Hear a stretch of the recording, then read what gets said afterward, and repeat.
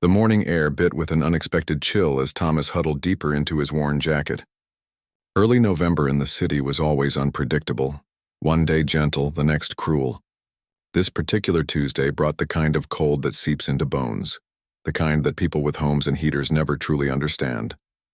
Thomas had been living on the streets for 3 years now.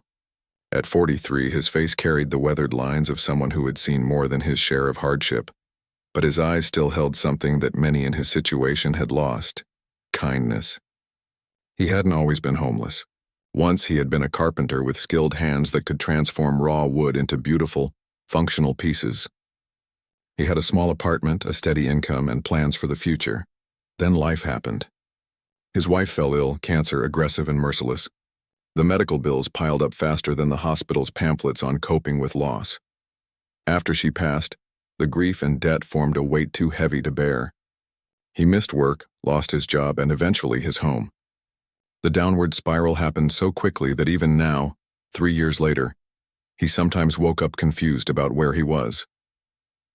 This morning, Thomas had exactly $1 in his pocket. He had found it yesterday, while cleaning up a small area under the bridge where several homeless folks had set up a temporary camp. Someone had dropped it, and after asking around with no one claiming it, he had carefully folded it and tucked it away. $1 might not seem like much to most people, but to Thomas, it represented a small luxury, a hot cup of coffee from the corner store where the kind-eyed clerk sometimes added an extra shot of espresso at no charge. He had been saving that dollar, looking forward to the simple pleasure of wrapping his cold fingers around a warm cup. The thought had sustained him through a night spent on a bench, covered only by a thin blanket a church outreach program had distributed last month. Thomas made his way slowly toward downtown. The morning crowd was building, people rushing to offices, heads down, clutching travel mugs of coffee made in the comfort of their kitchens. He had learned to become almost invisible to them, a skill both necessary for survival and painful in its reminder of how far he had fallen from the world of the scene. As he approached the bus stop on Fifth Avenue, he noticed a young woman frantically digging through her purse. Her distress was obvious. Face flushed, movements increasingly desperate as she emptied the contents of her bag onto the bench. People streamed around her, careful not to get too close to the minor chaos she was creating. "No, no, no," she muttered, loud enough for Thomas to hear as he paused nearby. "This can't be happening today." The bus pulled up and the woman's panic visibly increased. She looked up at the driver, her eyes shining with unshed tears. "I'm sorry," she said, voice trembling. "I think I've lost my wallet. I don't have my bus pass or any money." The driver's face remained impassive. "Can't let you on without paying, miss. Next bus is in 15 minutes. But I have a job interview. I can't be late, please." Her voice cracked on the last word. The driver shrugged, unmoved by her plea. Rules are rules. Thomas watched as the woman stepped back, allowing other passengers to board. When the bus pulled away, she remained at the stop, staring after it with a look of defeat that Thomas recognized all too well. She blinked rapidly, fighting back tears, and began shoving items back into her purse with shaking hands. Thomas felt something stir inside him, an old feeling, almost forgotten. Before he had time to second-guess himself, he approached her. His movements were hesitant. He was aware of how he might appear to her, disheveled, unwashed, potentially threatening. "Excuse me," he said softly, keeping a respectful distance. The woman looked up, startled. Her eyes widened slightly as she took him in, and Thomas saw the flicker of wariness that he had come to expect. "I couldn't help overhearing," he continued. "You need bus fare?" She nodded cautiously. "I have an interview across town. It's an important opportunity and She trailed off, perhaps realizing she didn't owe an explanation to a stranger, especially one who looked like he needed help more than she did. Thomas reached into his pocket and pulled out his single dollar. The paper was worn soft from being handled, its edges slightly frayed. He extended his hand toward her. "It's not much," he said, "but it should cover the fare." The woman stared at the dollar, then at Thomas's face. Confusion crossed her features, followed by something like wonder. "I can't take that from you," she said quietly.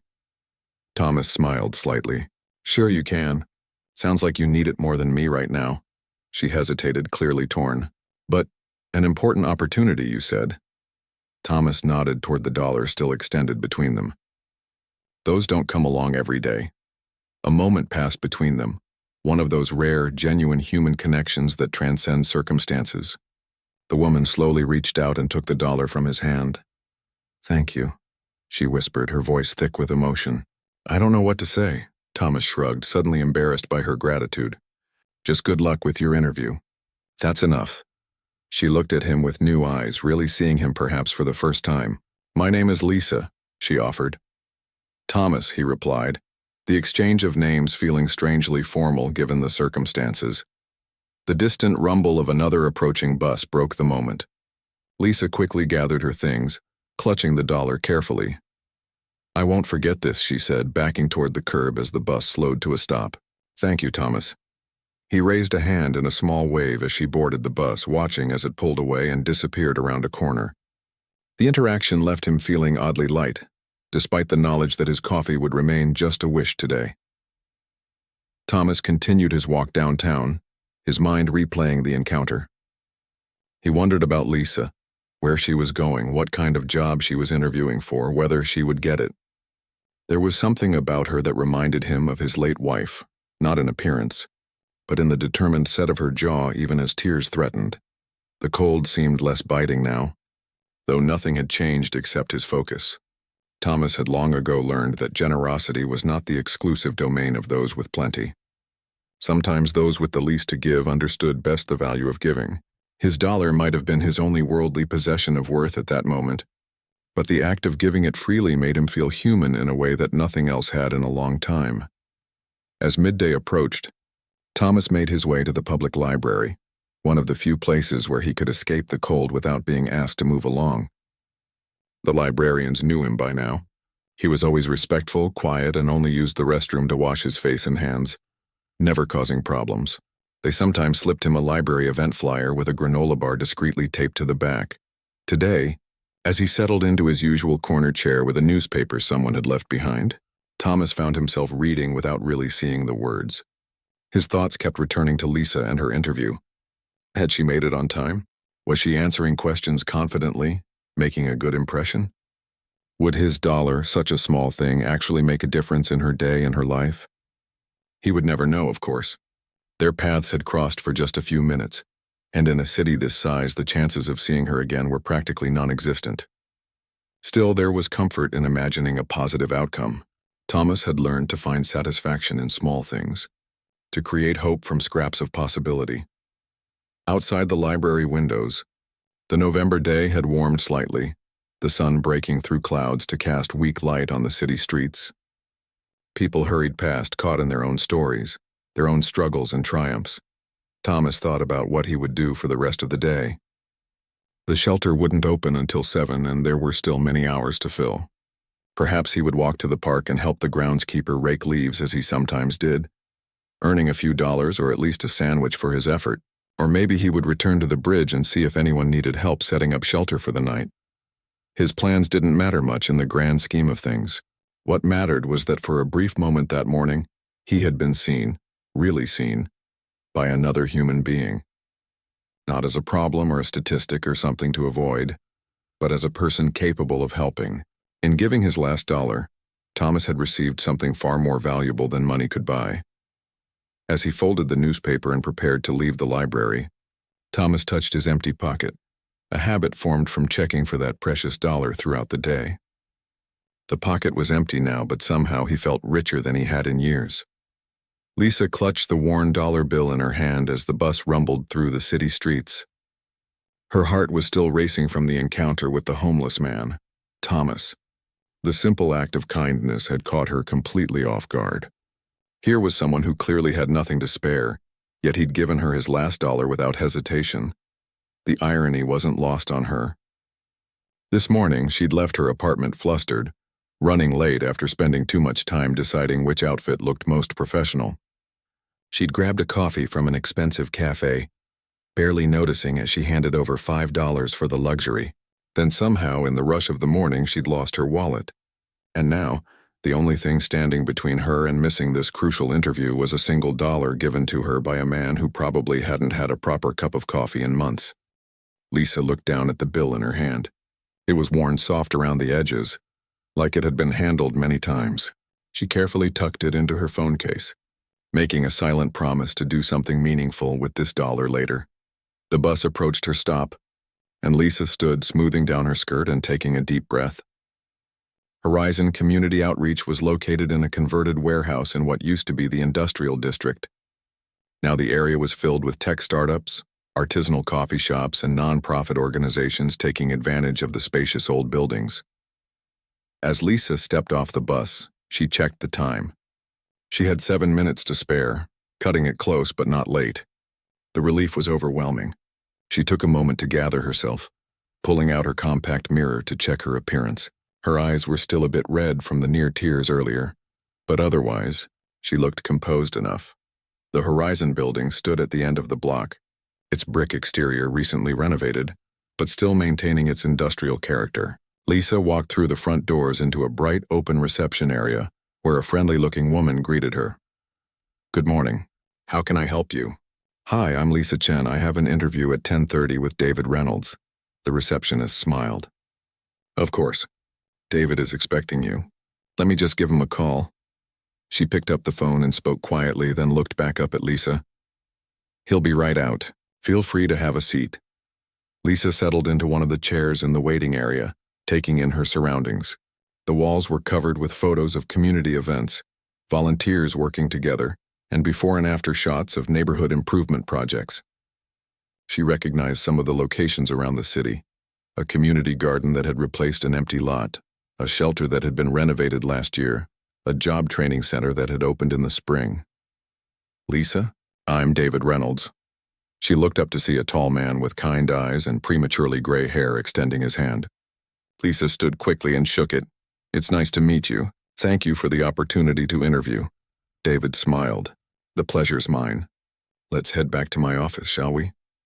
As they walked through the building, David pointed out different departments and introduced Lisa to a few staff members they passed. The environment felt collaborative and energetic, with open workspace areas where people were engaged in discussions around whiteboards or working together at clustered desks. "We believe in transparency and teamwork here," David explained as they reached his office.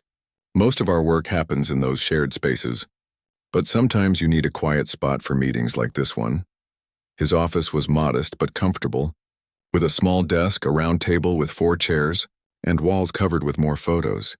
These seemed more personal, showing David with various community members at ribbon-cutting ceremonies and working alongside volunteers.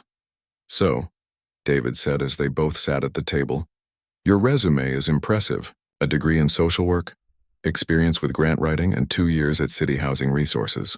What made you apply for our Community Partnership Coordinator position?" Lisa had prepared for this question, but suddenly, all her rehearsed answers felt inadequate. Instead, she found herself thinking about Thomas and the dollar in her phone case. "Honestly," she began, "I believe in the power of community connections to change lives. At City Housing Resources, I saw how important stable housing is, but I also saw that housing alone isn't enough. People need opportunities, dignity, and support systems." She paused, then added, "Actually, something happened this morning that really drove that point home for me." David leaned forward, interested. "Oh?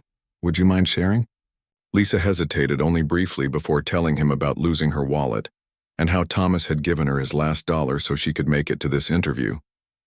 As she spoke, she felt a lump forming in her throat. "I don't know his full story," she finished, "but that act of generosity from someone who clearly had so little, it reminded me why I wanted to work in community outreach in the first place. Everyone deserves to be seen and valued, regardless of their circumstances." David was quiet for a moment after she finished speaking. "That's quite a story," he said finally, "and actually very relevant to what we do here." He reached for a folder on his desk and opened it. "One of our newest initiatives is focused specifically on homelessness in the downtown area. We're taking a different approach, not just providing temporary shelter, but creating pathways to stable housing, employment, and community reintegration." The interview continued, with David asking about Lisa's experience, her approach to problem solving, and how she handled challenging situations. They discussed the details of the position, coordinating between businesses, community volunteers, and individuals in need to create sustainable support systems. As they talked, Lisa felt increasingly certain that this was exactly where she wanted to be. The work aligned perfectly with her values, and the organization's approach seemed thoughtful and effective. More than once, her thoughts returned to Thomas, and she found herself wondering if Horizon's programs might be able to help him. "I have to say," David remarked as the interview wound down, "your passion for this work is evident. And that story you shared, it speaks volumes about your perspective and priorities." Lisa smiled. "Thank you. I really do believe in the importance of this work." "I have just one more question," David said. "If you were to join our team, what's the first thing you'd want to accomplish?" Lisa thought for a moment. "I'd want to understand the current landscape, meet the people we're serving, talk to the volunteers and staff, learn about existing partnerships. But," she added, "I'd also want to identify gaps, people or areas we're not reaching, potential partners we haven't connected with yet." David nodded, looking pleased with her answer. He closed his notebook and stood. "Well, Lisa, I want to thank you for coming in today. Your qualifications are impressive, and our conversation has been enlightening." Lisa stood as well, preparing herself for the standard, "we'll be in touch" conclusion. Instead, David surprised her.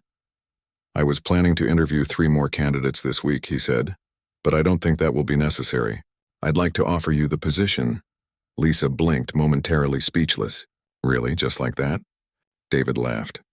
"I've been doing this long enough to recognize when someone is the right fit. Your experience matches what we need, but more importantly, your perspective and values align with our mission.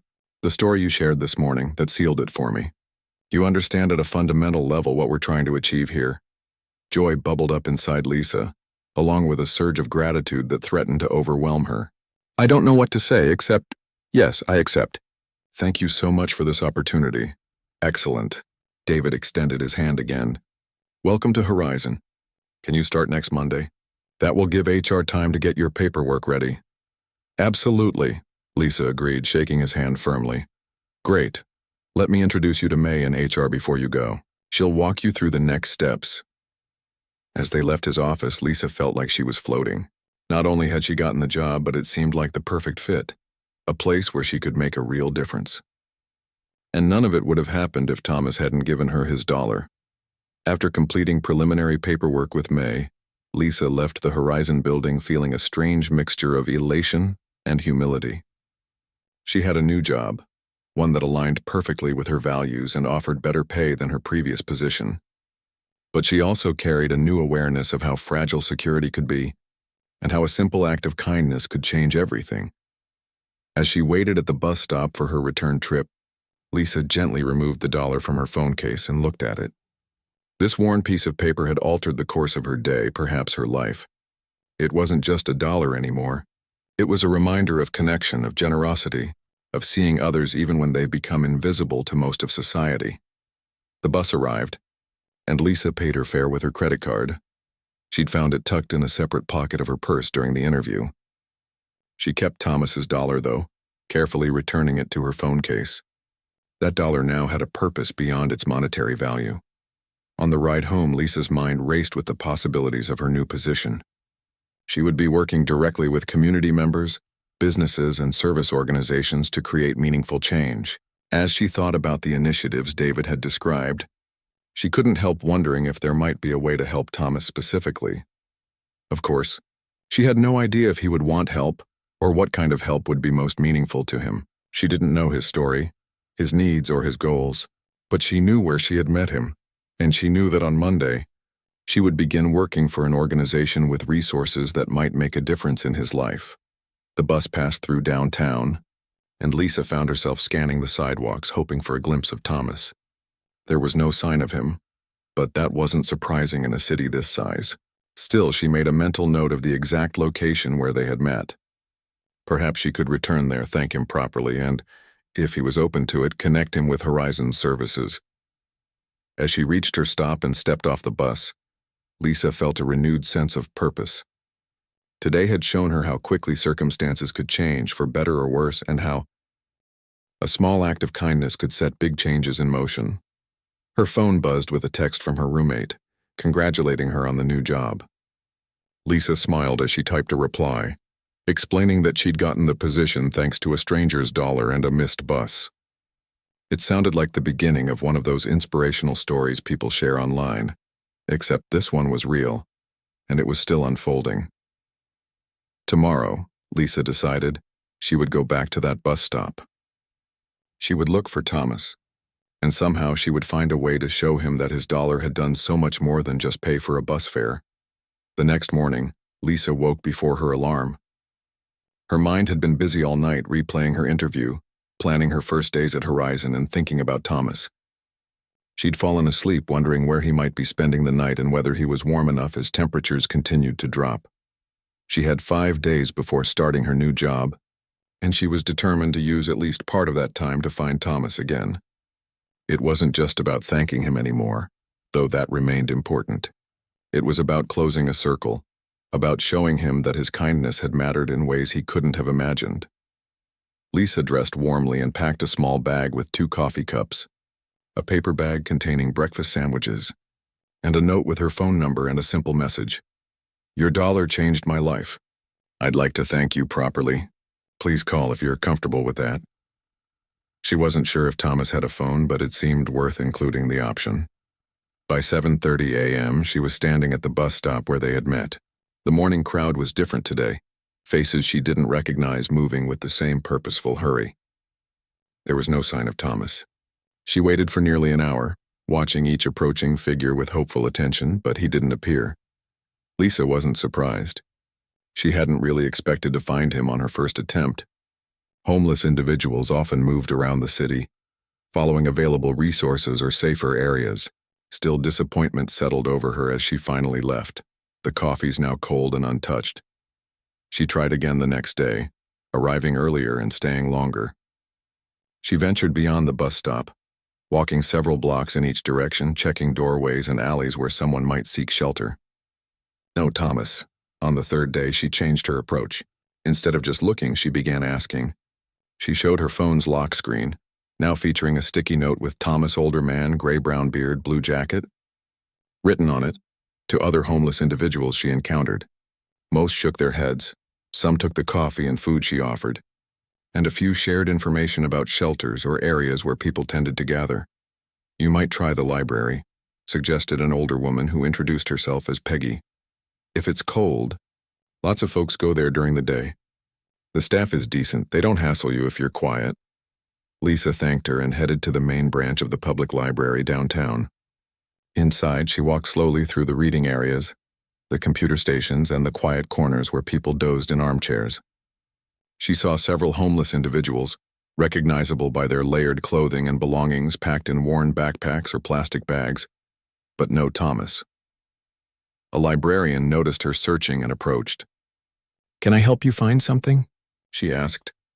Lisa hesitated, then explained she was looking for a homeless man named Thomas who had helped her a few days ago. The librarian's expression softened. "We have a few regulars named Thomas. Can you describe him?" Lisa did her best, mentioning his approximate age, his beard, the blue jacket, and his kind eyes. "That sounds like Thomas W.," the librarian said. "He comes in most afternoons, usually sits in the northeast corner with the newspapers. Very respectful, never causes problems." She checked her watch. "It's only 11:30 now. He typically comes in after lunch around 1 or so." Hope surged through Lisa. "Thank you so much. I'll come back then." With time to kill, Lisa walked to a nearby cafe and ordered lunch. As she ate, she considered what she would say to Thomas when she found him. How could she adequately express what his simple act of kindness had meant to her? Would he be uncomfortable with her gratitude? Would he be open to hearing about Horizon and the resources they offered? At 12:45, she returned to the library and found a seat with a view of the entrance. She pulled out a book but couldn't focus on the words, looking up every time the door opened. At 1:22, a familiar figure walked in, Thomas, in the same blue jacket, looking tired but carrying himself with quiet dignity. Lisa's heart raced as she watched him nod hello to the librarian at the desk, then make his way to a corner where several newspapers were spread on a table. He settled into an armchair and reached for one of the papers, unfolding it with careful hands. For a moment, Lisa sat frozen, suddenly nervous. Would he remember her? Would her appearance be welcome or intrusive? She took a deep breath and gathered her courage, picking up her bag and walking slowly toward his corner. Thomas didn't notice her approach at first, absorbed in an article about local politics. When Lisa stopped a few feet away, he glanced up, his expression neutral until recognition dawned in his eyes. "Hello," Lisa said softly. "You probably don't remember me, but—" "The interview girl," Thomas interrupted, a small smile touching his lips. "Did you make it on time?" Lisa felt a wave of emotion at the realization that he did remember her. "I did, thanks to you." She gestured to the empty chair beside him. "May I?" Thomas nodded, folding the newspaper and setting it aside. "Did you get the job?" he asked as she sat down. "I did," Lisa confirmed, unable to keep the smile from her face. "That's actually why I've been looking for you. I wanted to thank you properly." Thomas shook his head slightly. "No need for thanks. It was just $1. "It wasn't just $1, Lisa said earnestly. "It was exactly what I needed at exactly the right moment. And the job, it's perfect. I'm going to be working for Horizon Community Outreach, coordinating their programs for—" She stopped, suddenly aware that she might be overstepping. "Well, it's a great organization doing important work in the community." Thomas studied her face for a moment. "You've been looking for me. For how long?" "Just a few days," Lisa admitted. "I came by the bus stop, then started asking around." She reached into her bag and pulled out a fresh coffee in a travel cup and a wrapped sandwich. "These are for you, if you want them." Thomas looked at the offerings, then back at Lisa's face. Something in his expression suggested he was trying to understand her motives. Finally, he reached out and accepted the items. "Thank you," he said simply. They sat in silence for a moment as Thomas took a careful sip of the coffee. His eyes closed briefly in appreciation of the warmth and flavor. "The job starts on Monday," Lisa continued, "but I couldn't stop thinking about you and how your kindness made it possible. I wanted you to know what happened, and I wanted to thank you." Thomas nodded, seeming to accept this explanation. "I'm glad it worked out for you," he said. Then with a hint of self-deprecating humor, he added, "Nice to know my investment paid off." Lisa laughed softly, relieved at the break in tension. "It had an excellent return." She hesitated, then added, "I don't want to pry, but I'd like to hear your story, if you're willing to share it." Thomas took another sip of coffee, considering her request. "Not much to tell that you can't already see," he said finally. "Used to be a carpenter. Had a life, a wife, a home. Lost them all a few years back." He shrugged, as if dismissing the enormity of those losses. "Been on the streets since then?" Lisa nodded, respecting the brevity of his answer while sensing the depths beneath it. "The work you did, carpentry, do you miss it?" Something flickered in Thomas's eyes, a spark of passion not quite extinguished. "Every day," he admitted. "Working with wood, creating something useful and beautiful. There's nothing like it." The conversation flowed more easily after that. Thomas shared snippets of his former life. The custom furniture he'd built, the small business he'd run with his wife handling the books, the house they'd renovated together. Lisa told him about her background in social work, her previous job, and her excitement about the new position at Horizon. As they talked, an idea began to form in Lisa's mind. She knew she needed to proceed carefully. Offering help to someone in Thomas's situation required respect for his autonomy and dignity. "Thomas," she said, during a natural pause in the conversation, "the organization I'm going to be working for, Horizon, they have several programs that connect people with jobs, housing, and other resources. They're good people, not pushy, just supportive." She met his eyes directly. "Would it be okay if I told you a bit about what they offer?" Thomas was quiet for a long moment, his expression unreadable. Then he gave a small nod. "I suppose it can't hurt to listen." Lisa outlined some of Horizon's initiatives, the job training programs, the transitional housing options, the community support systems. She emphasized that participation was always voluntary and tailored to individual needs and goals. "They have connections with several construction companies and furniture makers," she added, watching his reaction carefully. "People who value skilled craftsmanship."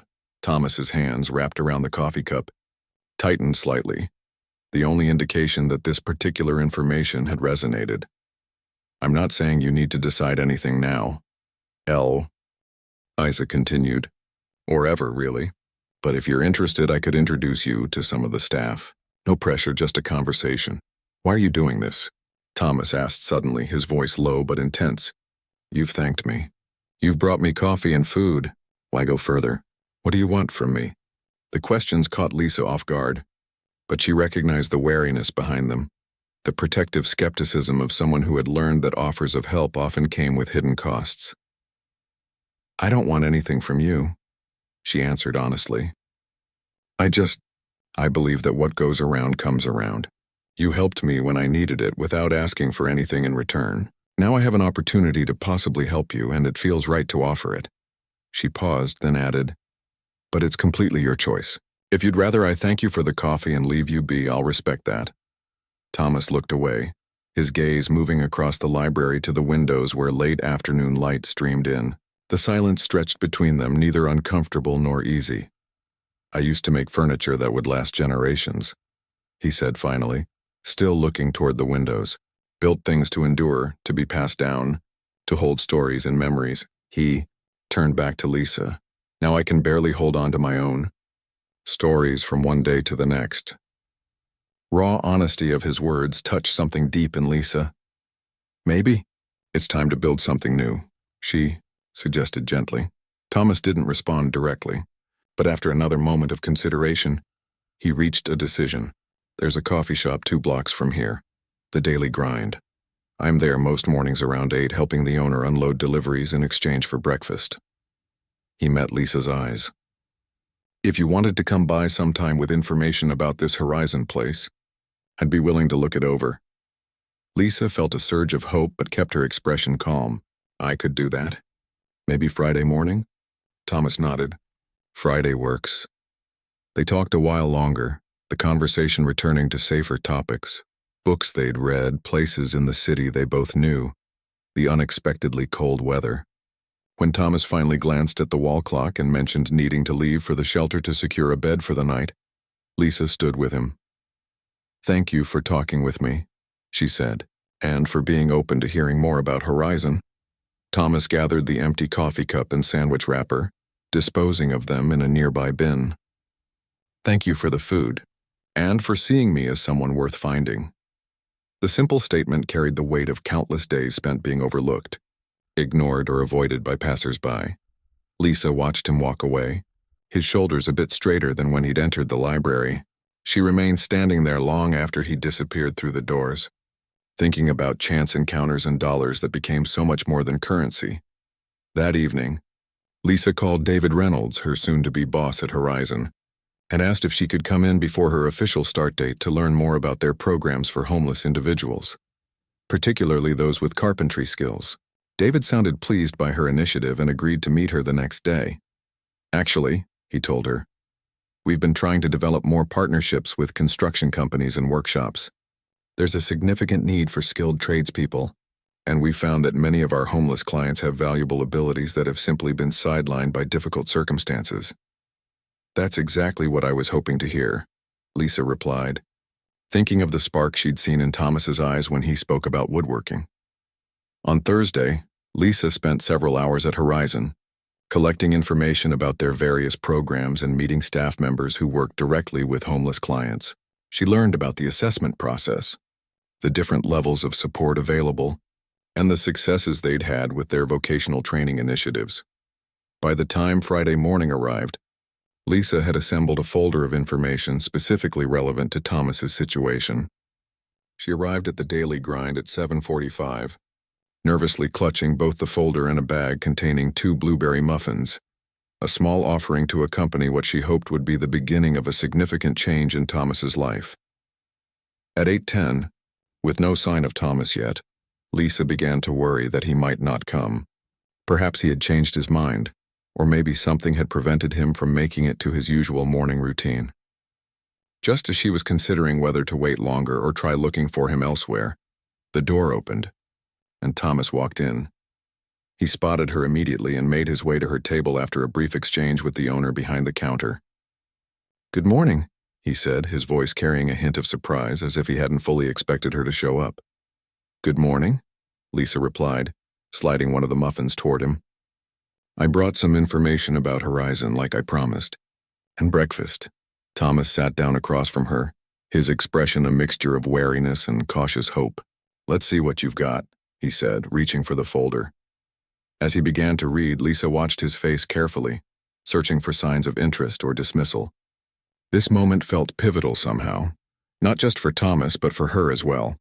The dollar he had given her had set in motion changes neither of them could have predicted. Now sitting across from each other in a small coffee shop on a crisp fall morning, they were on the verge of discovering where those changes might lead. Thomas studied the Horizon Community Outreach pamphlets spread across the coffee shop table, his weathered hands carefully turning each page. Lisa sat quietly, allowing him time to process the information. Outside, rain had begun to fall, tapping against the windows and sending pedestrians scurrying for cover. "This transitional housing program," Thomas said finally, pointing to a section in one of the brochures. "How does that actually work?" "Seems too good to be true." Lisa leaned forward. "It's not permanent housing, but it gives people a stable place to stay while they work on next steps. Typically 3 to 6 months, depending on circumstances. You'd have your own room in a shared house with access to a kitchen, bathroom, laundry facilities." Thomas's eyebrows rose. "And what's expected in return?" "Active participation in your own progress," Lisa replied. "Weekly meetings with a case manager, following through on agreed-upon goals, keeping the space clean and respecting house rules. The program isn't free, but payments are scaled to income, which might be zero at first." Thomas nodded slowly, his expression thoughtful but still guarded. He turned to another page describing vocational programs. "And this carpentry training. That's actually one of their most successful initiatives," Lisa said, unable to keep the enthusiasm from her voice. "They partner with local construction companies and furniture makers who provide both training opportunities and potential employment. From what you've told me about your experience, you might even qualify to be a mentor rather than a trainee." A hint of a smile touched Thomas's lips, then faded. "Been a long time since I held proper tools. Not sure my skills are what they used to be. The program director, Carlos, told me they've worked with people who haven't practiced their trade in years. Skills come back, especially when they're as deeply ingrained as yours seem to be."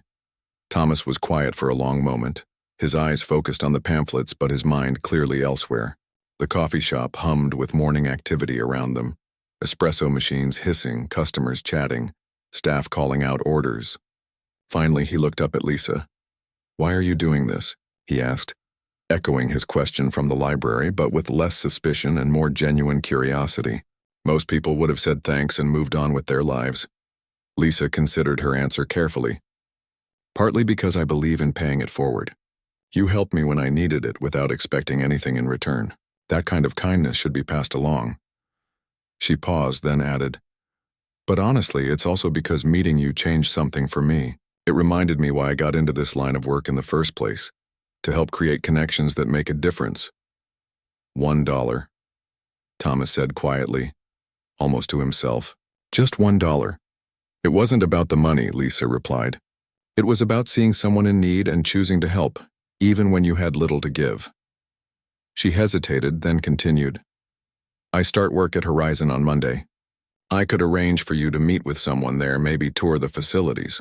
No commitment, just information. Would you be interested?" Thomas looked down at the pamphlets again, his internal struggle visible in the set of his shoulders and the furrow of his brow. Lisa could sense his wariness battling with hope, his independence wrestling with the acknowledgement that he might need help. "I've been on my own a long time," he said finally. "Learned to manage to get by.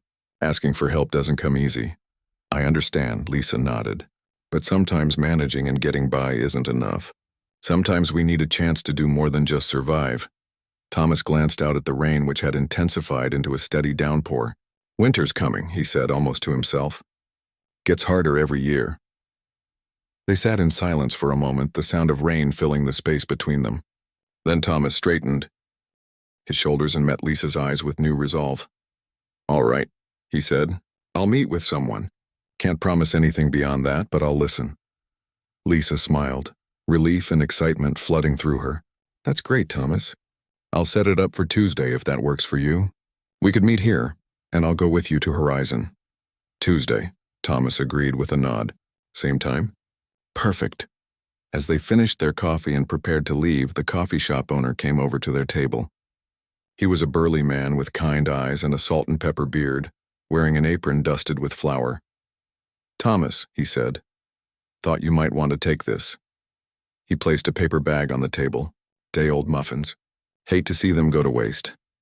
"Thanks, Joe," Thomas replied, accepting the bag with dignity rather than desperation. "I appreciate it." Joe glanced at Lisa, then back to Thomas. "Everything okay here? Haven't seen you with company before." "This is Lisa," Thomas said.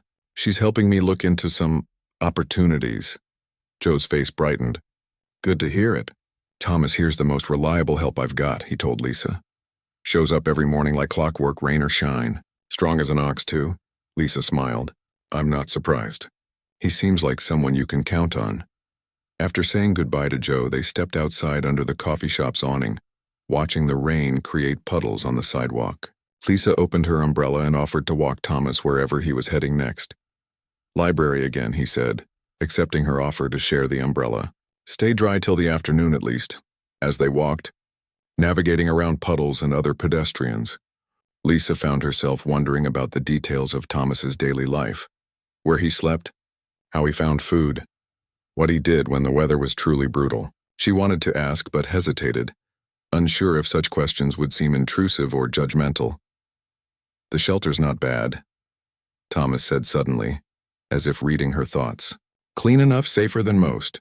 But it's loud, crowded, hard to sleep sometimes, and you have to line up early to get a spot." "How early?" Lisa asked. "This time of year, by 4 or 5. When it gets colder, earlier." Lisa tried to imagine standing in line for hours in freezing temperatures just for a place to sleep. "That's tough," she said inadequately. "You adapt." Thomas shrugged. "Find places to stay warm during the day. Library, coffee shops, the mall sometimes until security notices you. Downtown church has a lunch program 3 days a week. Good hot meal, no preaching required." They reached the library and Thomas turned to face her. "Tuesday then?" "Tuesday," Lisa confirmed. 8 o'clock at the Daily Grind." Thomas nodded and started to turn away, then paused. "Lisa, thank you. Not many people would bother." Before she could respond, he disappeared through the library doors, leaving her standing in the rain, umbrella tilted against the wind, heart full of a strange mixture of sadness and hope. Monday morning arrived with nervous excitement for Lisa. Her first day at Horizon was everything she'd hoped for. Meeting colleagues, learning systems, beginning to understand the scope of her new role. During her lunch break, she sought out Carlos Vega, the vocational program director, to discuss Thomas. "I've arranged for him to come in tomorrow," she explained after providing some background on Thomas's situation and skills. "What can I tell him to expect?" Carlos, a former contractor who'd found his calling in helping others rebuild their lives, leaned back in his chair thoughtfully. "We'll start with a conversation. Get to know him, understand his experience, his goals. No pressure, just information exchange." He paused, then added, "The carpentry program has been particularly successful.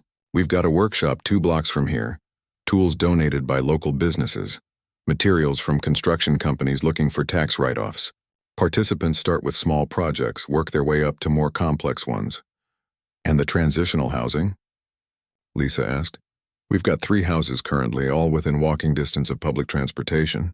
If he's interested, I can show him one after our meeting. There's actually an opening right now in the Oak Street house." "That would be great," Lisa said. "I think seeing concrete options might help make this feel more real to him." Carlos nodded. "Often the hardest step is just walking through our doors. People who've been on the streets a while, they've usually been let down by the system multiple times. Trust doesn't come easy." "I get that impression from Thomas," Lisa agreed. "He's cautious, but I think he's ready for a change." The rest of Lisa's first day passed in a blur of orientation activities and new information. By the time she headed home, her mind was buzzing with possibilities, not just for Thomas, but for all the connections she might help facilitate in her new role. Tuesday morning dawned clear and cold. Lisa arrived at the Daily Grind 15 minutes early, ordered 2 coffees, and chose a table near the window where she could watch for Thomas. The minutes ticked by, 8:10, then 8:10, then 8:20. A knot of worry began to form in her stomach. Had he changed his mind? Had something happened to him? At 8:30, just as Lisa was considering whether to go look for him at the library, the door opened and Thomas hurried in. His clothes were rumpled, his hair damp, and he was breathing hard as if he'd been running. "I'm sorry," he said as he dropped into the chair across from her. "Shelter had a pipe burst early this morning. Everybody had to clear out in a rush, belongings got soaked. Took me a while to sort things out." "Are you okay?" Lisa asked, noting the exhaustion in his face. "We can reschedule if today isn't good." Thomas shook his head firmly. "No, today works. I'm ready." Lisa studied him for a moment, then nodded. "Okay. Carlos is expecting us at 9:30. That gives us time to drink our coffee and get there without rushing." They walked to Horizon together, Thomas growing quieter with each block. By the time they reached the building, his expression had become carefully neutral, his posture slightly defensive, the protective stance of someone preparing for disappointment. Inside, Lisa introduced Thomas to the receptionist, who called Carlos to let him know they had arrived. Within minutes, Carlos appeared in the reception area, his manner warm but not overbearing as he extended his hand to Thomas. "Good to meet you, Thomas. Lisa's told me a bit about your carpentry background. I'm excited to hear more."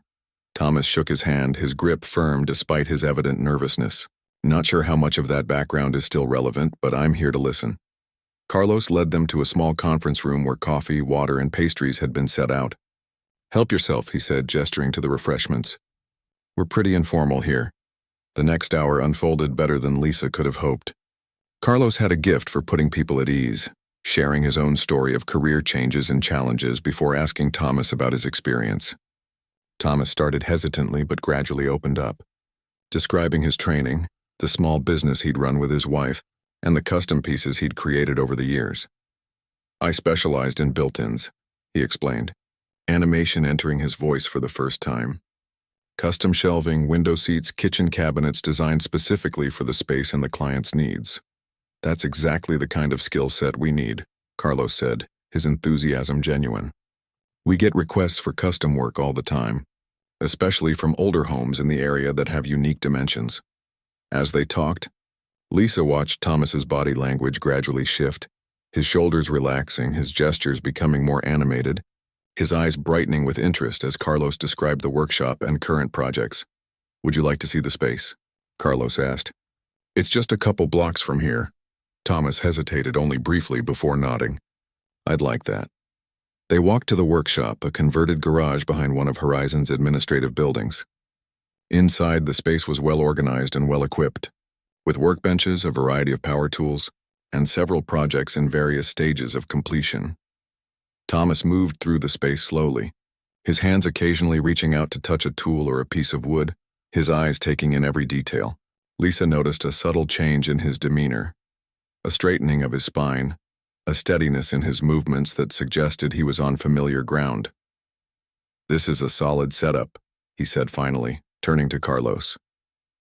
"Better than what I had in my own shop." "We've been fortunate," Carlos replied. "Local businesses have been generous with donations. The table saw is brand new, gift from a construction company that was upgrading their equipment."